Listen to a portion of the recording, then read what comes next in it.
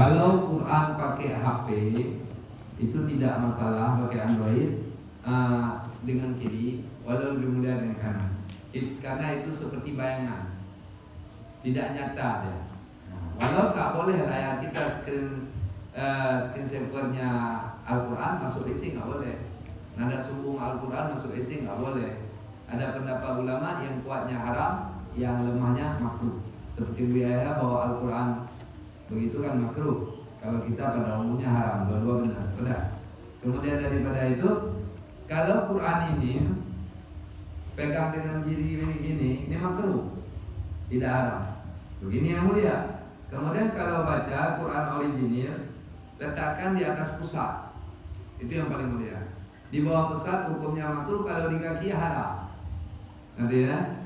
Dan jangan pernah ada yang datang ketika salam dengan saya, pegang Quran bawa gini, lalu salam dengan saya, nunduk dengan saya sambil bawa Quran, itu salah, bisa jadi haram. Kecil kita dibanding Al-Quran yang wajib dijunjung. Jadi boleh, cuma lebih beradab, lebih mulia. Dan barokahnya tergantung kita jaga adab. Nanti ya.